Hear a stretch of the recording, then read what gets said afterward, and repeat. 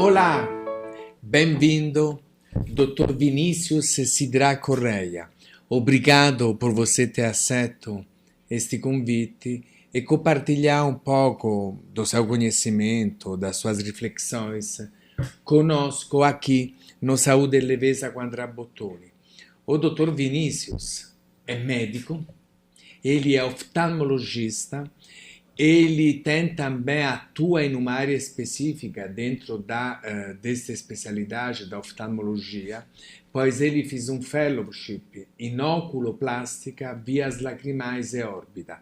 E hoje esta é a sua principal área de atuação.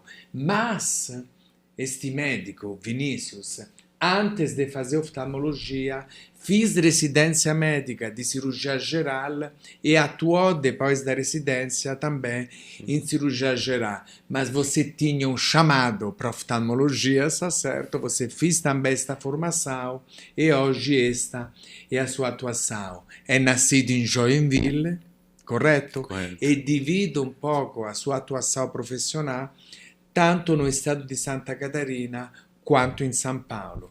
Fiz o resumo adequado? Fez mais do que adequado. Bem-vindo, é um grande prazer. Por isso, fala um pouco para nós. O que é plástico ocular? Quais os principais procedimentos realizados? Então, isso é uma dúvida que muita gente pergunta. O que é plástico ocular? Ela é uma subespecialidade dentro da oftalmologia. É recente? Não, existe há muito tempo, né? Meu chefe, Dr. Sérgio Burnier, está aí há quase 40 anos atuando na plástica ocular. A minha outra chefe, Dr. Elvira, também décadas na plástica ocular. Só que talvez não fosse uma área tão em evidência do que hoje em dia. Principalmente porque eu acho que já era difícil, talvez, o acesso à saúde, né? Mais antigamente.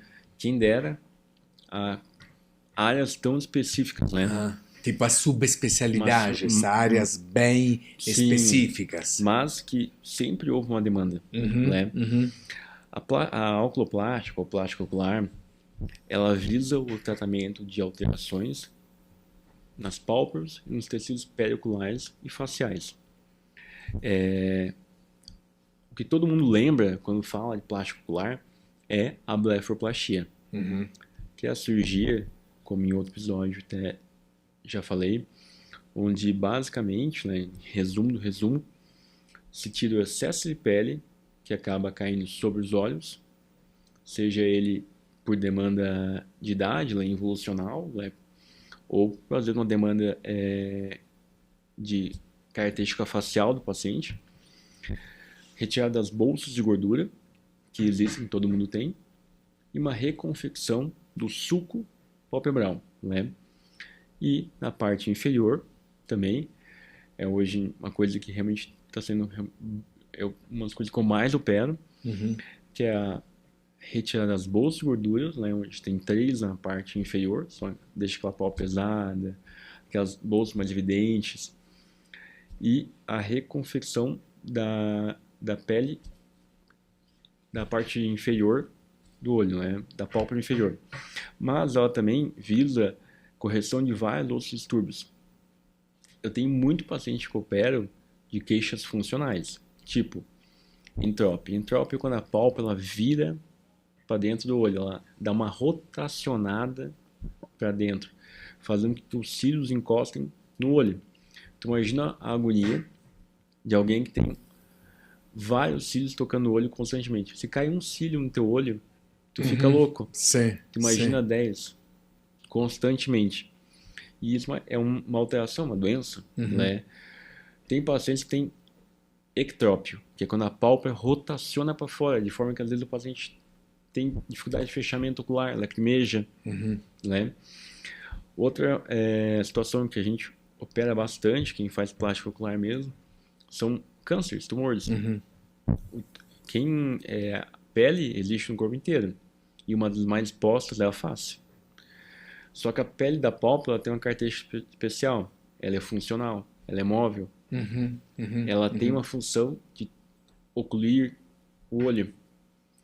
Se tu não ocluir o olho, basicamente, em alguns dias tu vai ter uma úlcera. Entende? Ponto.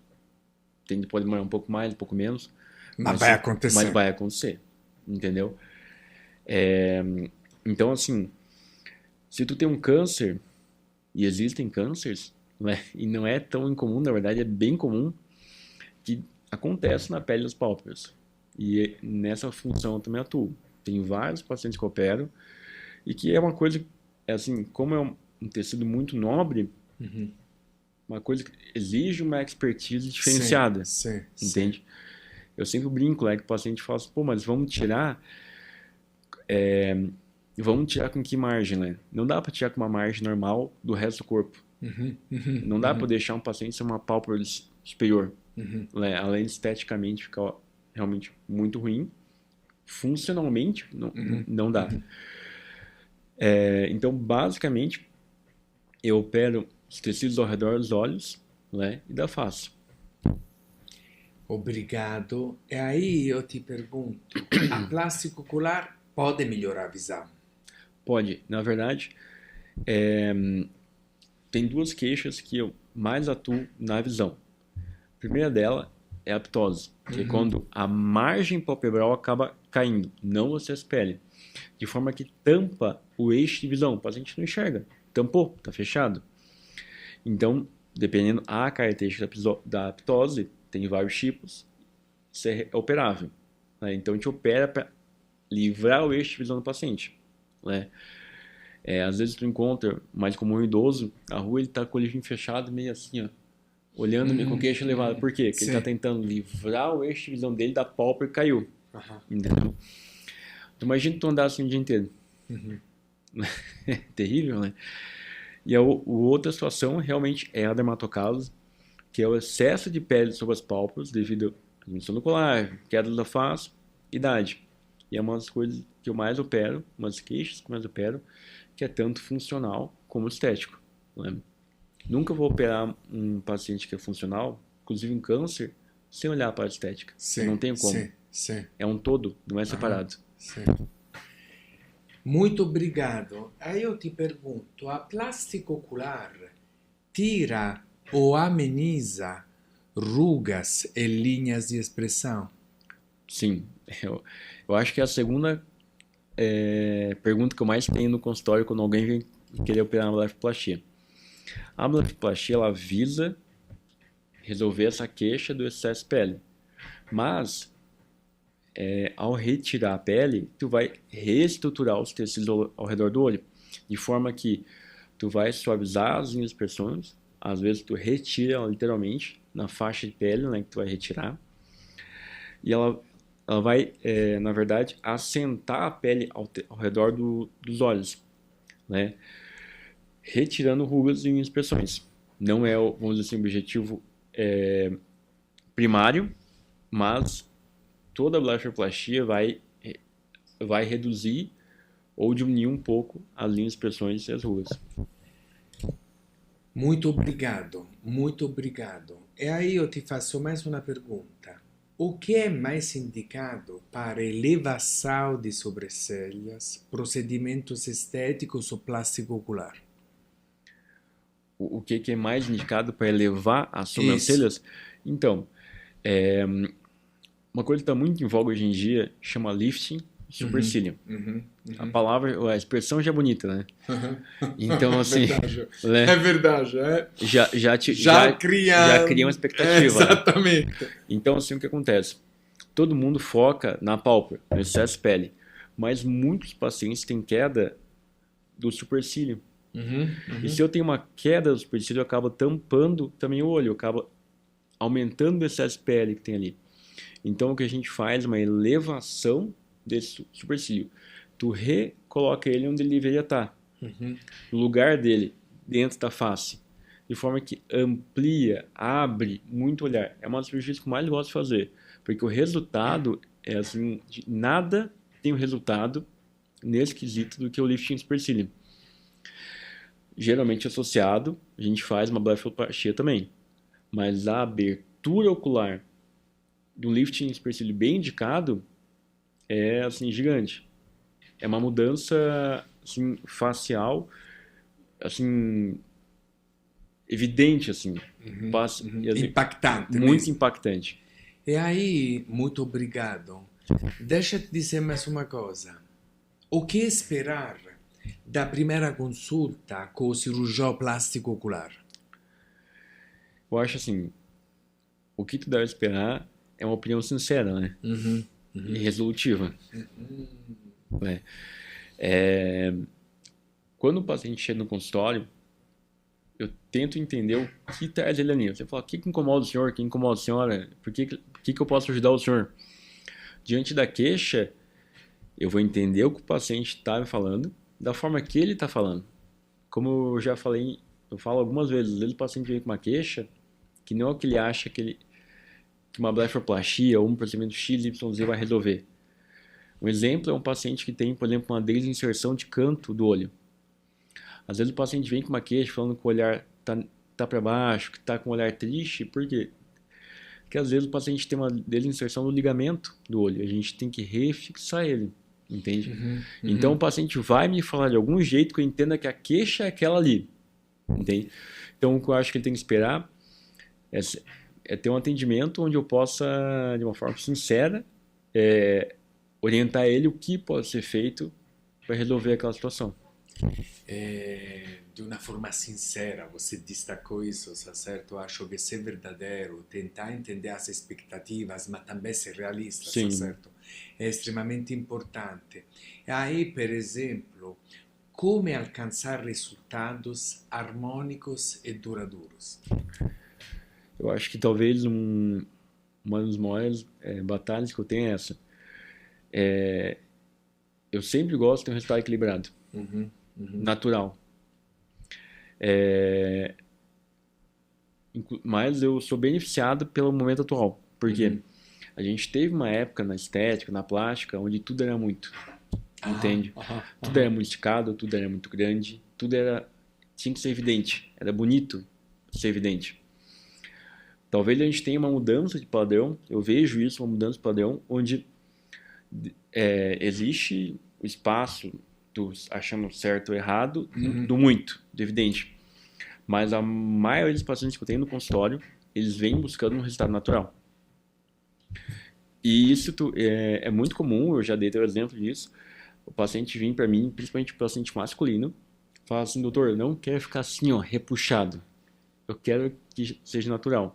E eu fico muito feliz quando depois de 6 meses o paciente volta ao consultório e eu não vejo a cirurgia dele. Então, se eu não estou vendo, provavelmente quase ninguém está vendo. Entendi. Como é que alcança isso? Entendi. Alcança com um planejamento.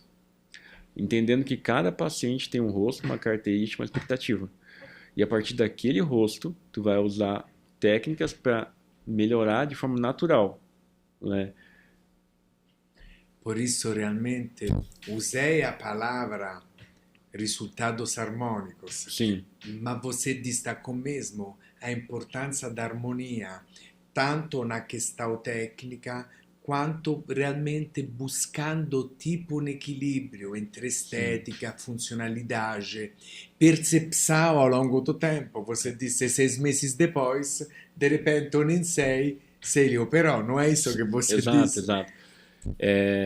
Porque é natural. É natural. O paciente tem uma percepção que ele operou, ele olha e ele fala assim, melhorou muito. Principalmente conhecidos, colegas, familiares que não vêm com tanta frequência. Perfeito. Depois de 2, 3 meses, olha e fala, meu Deus, o que aconteceu? Mas não vem que ele operou. Tu fez alguma coisa. Mas não conseguem discernir o que ele fez. Justamente por ser algo equilibrado. Harmônico, certo? E assim, eu acho que uma característica do que eu faço é isso. Eu gosto muito do resultado equilibrado. Não que eu não possa fazer, ou que não saiba fazer, ou, por exemplo, do foco size, que fala, que tem muita gente que gosta de fazer. Mas eu acho que assim, existe paciente específico para isso, uma queixa específica e uma demanda específica. E também acho que é importante o diálogo entre você, no caso, e que te procura, correto? Exato. Perché non è solo una questão de técnica, é uma questão também de entendimento, de diálogo, de empatia. Eu sei que você gosta, inclusive, de fazer consultório, você gosta de operar, Gosto. mas quanto é importante o diálogo, uma relação de confiança. Sim, Isso faz sentido, faz correto? muito sentido. Eu acho que assim, a primeira consulta é fundamental. Porque o paciente vem para mim por uma indicação, porque alguém falou, porque um conhecido operou comigo, Sim. mas ele vai decidir se vai operar comigo no consultório, entendeu? Eu sempre falo, não vou mudar o meu modo operante, ou o que eu acho certo, o que eu acho errado, ou as minhas convicções, entendeu? Mas, às vezes o paciente vem para mim e não é o paciente que tem que operar comigo. Talvez não seja eu. Sim, sim, E sim, sim. que bom, Sim, porque eu vou operar, vou fazer o que eu acho condizente, o que eu acho natural, o que eu acho que é o certo, adequado. o adequado para aquele paciente. Qual é a melhor opção para ele, entendeu? Não o que talvez esteja em moda ou o que ele queira, né? Eu sempre mostro para o paciente uma foto dele. Eu tenho uma tela no consultório, Sim, eu bato uma foto antes de examinar ele, sim, da expressão facial dele normal. sim. Boto na tela, colho a história dele, examino ele, faço as medidas que a gente tem que fazer, né, que é essencial, e depois eu mostro na tela o que dá para ser feito. Porque ele tem que ter a percepção do rosto dele do que a gente vai Sim, fazer. sim, E perfeito. eu acho que aí vem, né, a tecnologia. Eu acho que isso é fundamental para ele conseguir entender e colaborar no tratamento. Perfeito, Porque ele sabe onde ele quer chegar, onde a gente vai chegar, ele vai contribuir comigo no tratamento. perfeito. Muito obrigado. E já entrando na nossa fase final, quais são os cuidados necessários? Tempo de recuperação, possíveis complicações de uma plástica ocular. O tempo de recuperação depende da plástica, mas no geral 14 dias eu libero para tudo. Para academia, atividade física com maior esforço, trabalho, né? É óbvio que, por exemplo, tem muito paciente que trabalha home office ou escritório. O paciente falou, pô, posso trabalhar daqui a 2 dias? Eu posso trabalhar até amanhã. Se eu trabalho no escritório, né, a única coisa é que vai ter uma visão, né, com hematoma, as pessoas vão te olhar e vão ver hematoma, edema, talvez isso te incomode, né? Agora, os pacientes trabalha com esforço físico maior, tipo paciente personal trainer, por exemplo, não dá para trabalhar com 2 dias, a gente vai ter que esperar 14. Né? Por isso, óbvio, tem situações e situações, mas você está querendo destacar que precisa individualizar os cuidados para Exato. depois não sofrer. Mas não? com 14 dias, no geral, eu libero para tudo. Sim. Eu acho assim, que o senhor perguntou Da recuperação e das possíveis complicações, eventualmente, com- certo? De uma plástica ocular. só tem uma coisa que é 100%, Deus. Fora Deus, mais nada 100%. Eu falo isso, eu acho que em toda a consulta minha. E cada vez que o paciente pergunta, doutor, Com certeza, aqui no nosso plano, nós seres humanos temos pouca certeza. Uma é que somos imperfeitos. e às vezes o paciente pergunta assim, doutor, vai ficar 100%, né? Aí eu respiro e falo assim, ó, 100% só Deus, entendeu? Mas eu vou fazer o melhor para o senhor, com o melhor plano que a gente pode, no melhor lugar, com a melhor equipe. E eu vou estar com o senhor no pós-operatório até ficar bom, entendeu? Isso eu garanto, entende? Mas todo paciente tem uma curva de cicatrização. Uma das coisas que mais incomodam, mas é muito raro, é uma cicatriz não ficar tão estética no começo. Porque toda a pele tem um processo de cicatrização. São 3 fases, elas terminam 6 meses. Então, às vezes, o paciente fica com aquela cicatriz um pouco mais vermelha no começo e aquilo irrita ele. Mas a gente tem tratamentos, às vezes o paciente ficou um pouco vermelho e tal, eu falei, calma, que em 6 meses passa. Mas às vezes o paciente tem uma demanda estética, né? Por exemplo, e não quer aquilo ali. Então, tem tratamentos que a gente faz para suavizar essas cicatrizes ou melhorarem de uma forma mais rápida, seja pela pigmentação, seja pela elevação. Mas a pálpebra, ela é abençoada por Deus, porque ela quase inexistente a formação de queloide. Entendi. Recentemente eu fiz uma busca fui dar uma aula sobre queloide Sim, e cicatriz hipertrófica sim. para dermatologista. E eu fiz uma Revisão, revisão levantamento da literatura. sobre queloide. Praticamente não Sim. existem registros de queloide em pálpebra, Uhum. porque a gente tem uma parte do tecido da pele que quase não existe na pálpebra. Isso leva a ter menos células que ocorreriam aquele queloide ou cicatriz hipertrófica. Então, no geral, a cicatriz fica muito boa. Entendi. Obrigado, obrigado. Aí deixa-te dizer uma coisa. Pode. Como escolher um bom cirurgião plástico ocular? Quais os critérios a serem considerados? Eu acho assim, existem N tipos de pessoas e assim N tipos de profissionais. Tu tem que consultar com alguém que tu sinta que aquele profissional tem que te operar. Fora isso, é óbvio que tem que ter uma formação adequada. Requisitos técnicos. Isso acho que assim, o básico, tu tem que ter uma formação adequada, ter feito uma residência, ter feito um fellowship, um serviço adequado. Ter uma formação adequada. Eu acho que hoje em dia a gente quer pular muitas etapas, né? Mas talvez isso não seja condizente com o grau de expertise que tu exige de um profissional desse. Sim. A formação é longa, né? Tipo, não existem atalhos. Se tu quer ser bom, tem que andar com quem é bom. Ótimo, ótimo. Acho que questa riflessão meglio di sabedoria popular, meglio di buon senso, ma também, no? Baseada na ciência e na técnica. Por isso, sempre juntando, você disse, você tem que se sentir bem, tem que ter um pouco de empatia, tem que ter a confiança, é óbvio, é a base, é a formação técnica adequada para que aquele profissional faça algo que tecnicamente ele saiba fazer. Muito obrigado, Vinícius, muito obrigado. Espero que vocês tenham gostado tanto das informações técnicas quanto das reflexões, está certo? Muito bom, Vinícius.